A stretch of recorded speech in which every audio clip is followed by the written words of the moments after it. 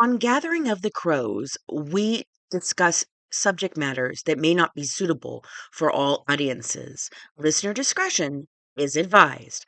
Let's dish.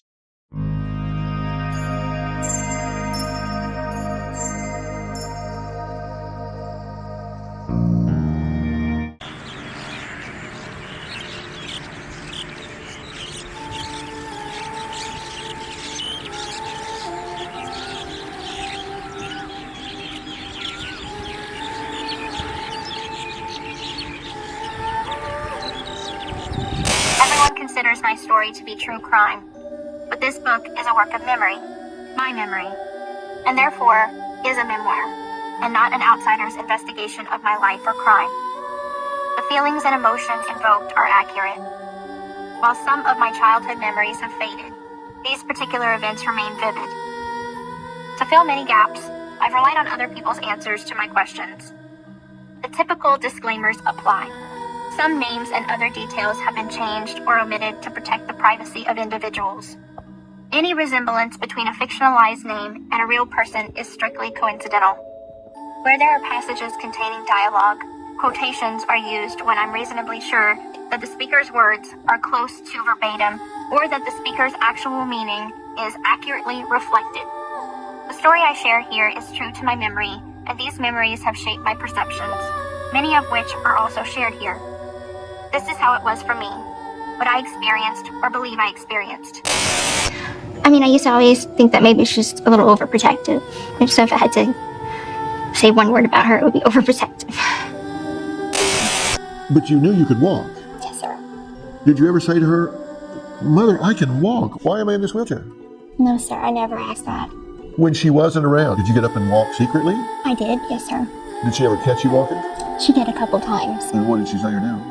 She got so upset with me, she would punish me so bad. Like, she started hitting me with a coat hanger and telling me all kinds of mean things. She would tell me that she wished she had an abortion when she had the chance, that I ruined her life. The warm light, my scars are less jarring than I found them to be in the past. Or maybe time is softening the marks on my body. But sometimes, it's what is not visible that hurts us most. For me, that's true. For all the trauma inflicted on my body since childhood, it's the scar that isn't there that always travels with me. The scar that otherwise would have been there if I hadn't asked Nick to kill my mother. People really want to know, what was the final straw? When was the moment when I decided it was her or me? Here you go, y'all, on page 3. 1 month before the murder, my mother tried to cut my throat. At least, that's how I saw it. The cause of concern, suddenly, was my voice. It's so high-pitched. It's so squeaky. My mother complained to my ear, nose, and throat specialist. I thought my voice was distinct, like my uncommon name. Or maybe it was a family trait to be proud of. We both knew women on my mother's side of the family with similar high-pitched voices.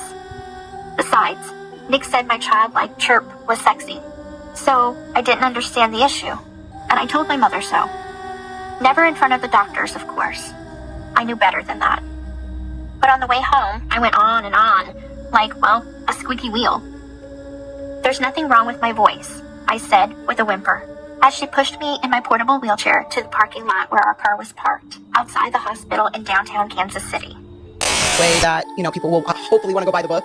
I think that, obviously we wanted, and we meaning me and my co-authors, wanted to convey a sense of urgency. Okay.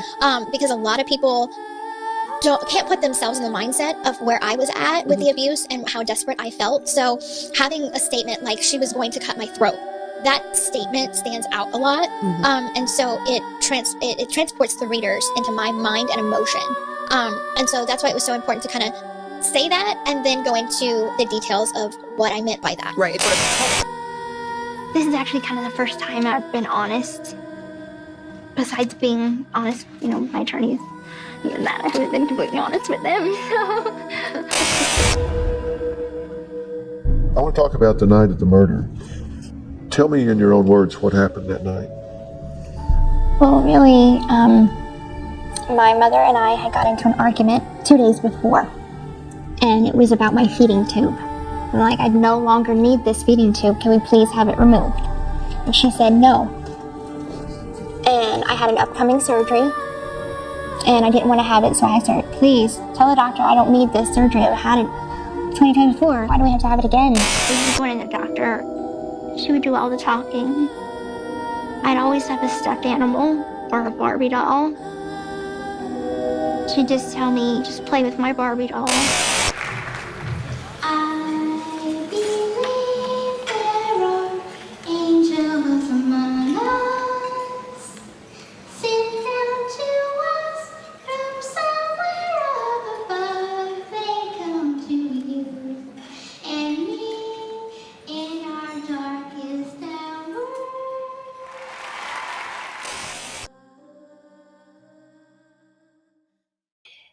Hey guys, I'm Fancy. And I'm Mac. Welcome back to Gathering of the Crows, where we dissect true crime stories, challenge media narratives, and separate fact from fiction. If you've been following Gypsy Rose Blanchard's story, you probably think you know the truth. But today, we're going deep into something that's been largely overlooked: repressed memory therapy, and how it has shaped, if not distorted, Gypsy's personal narrative.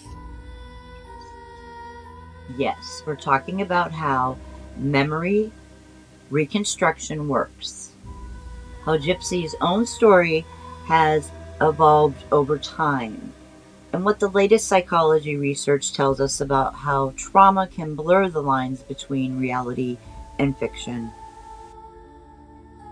And of course, we'll be tying this into the wider campaign we're running, Gathering of the Crows, where we're tracking Gypsy's shifting statements, the role of Christie and the media, and how this became one of the most manipulated narratives in true crime history.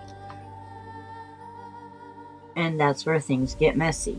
Once you start filling in the blanks with external suggestions, those recovered memories feel just as real as actual experiences. But are they? In Gypsy's case, she was encouraged to write her book, My Time to Stand, as a form of therapy.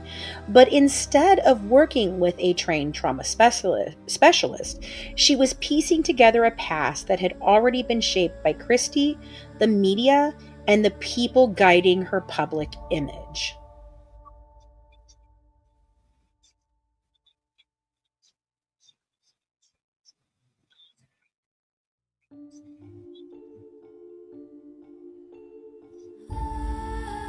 And we've already caught Gypsy contradicting her own book in multiple interviews. Why? Because she didn't fact check herself. Her own audiobook doesn't even match the printed version.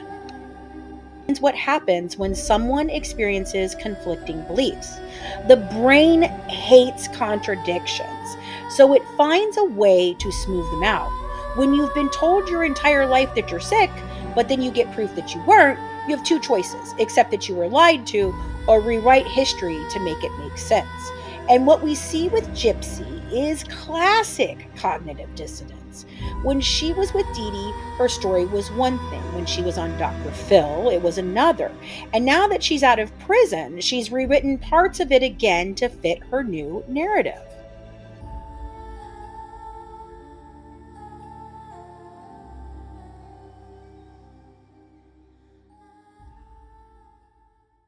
Each subject's assignment: to turn each of the wooden pegs a quarter turn to the right, then to start over and turn them again and again and again until the experimenter tells him to stop. It is the most boring and fatiguing task we could devise.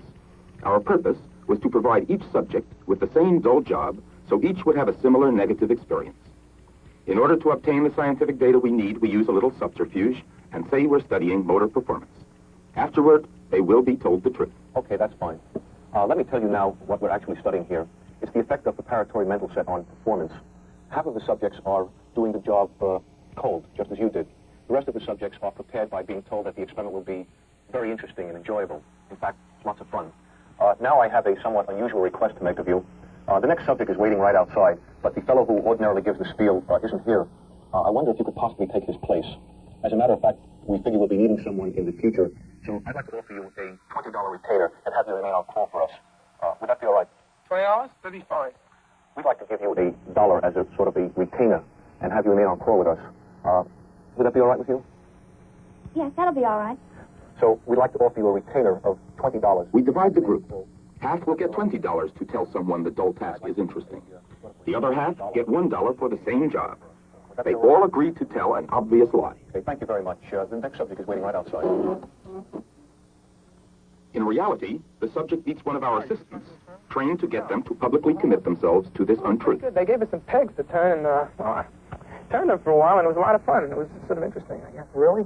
Well, that's strange, because a friend of mine took the experiment last week. I think it was the same experiment, and he said it was pretty miserable, and that I should do everything I could to get out of it.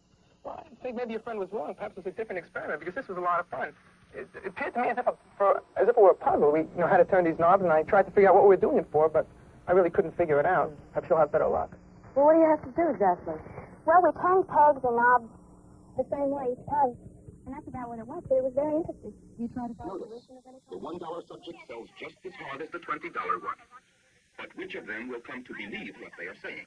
Other theories might predict that the man who has paid most would have the highest motivation for enthusing over the dull task and would be most sold on it himself. Cognitive dissonance theory leads to an exactly opposite prediction. The man who has paid $20 knows that the task is dull, but he also knows that he had sufficient justification for saying that it wasn't. How much did you learn from this experiment? Learn? Well, I don't think I learned too much from the experiment. Did you enjoy working on the manual test? Well, it really wasn't too enjoyable. In fact, it was rather boring. How about the man who has paid $1? He knows the task is dull, but he has two discrepant thoughts. He also knows that he did not have sufficient justification for saying that it wasn't. For him, there is dissonance. Time after time, we have seen what follows. He reduces the dissonance by changing his opinion about the dullness of the task. Tell me, how much did you learn from this experiment? Well, at first I don't think I was learning it too much, but when I got into it, I think it was quite interesting, and after a while it got better. Did you enjoy working on the manual test? Yes, I enjoyed it. Would you like to participate in such an experiment again? Yes, I think I would like to.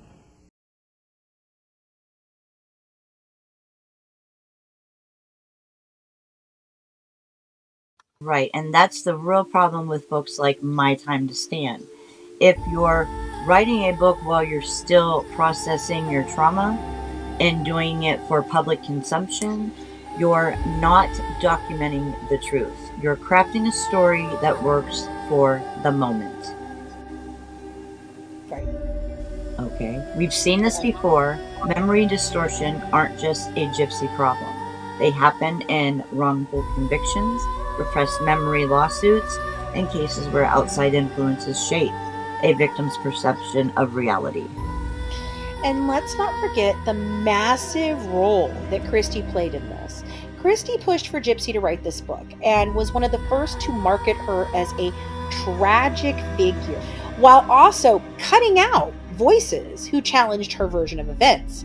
That's why Gypsy's uncle's interview with Claude Jr. was completely removed from Gypsy's revenge, because he didn't say what Christie wanted. He said things that were not very complimentary to them, and she literally told them if they continued to run it in the segment, they would not participate. They would pull out completely. Yes, and HBO ran with this version. They had a financial interest in keeping the story simple. Dee Dee the villain, Gypsy the victim. But we know that's far from the full truth.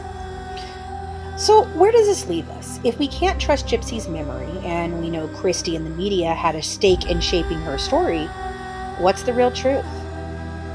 That's what this campaign is all about. Over the next few episodes, we're fact-checking everything. Gypsy's book, her interviews, and her records that contradict her claims. And we want you to join in on the investigation. Hit the comments. Let us know what you think. Is Gypsy rewriting history? Or is she just a product of a manipulated past? If you like this deep dive, hit subscribe, follow the campaign, and stay tuned, because we're just getting started. There. So have a good one from The Good Wife, serving up true crime, one dish at a time.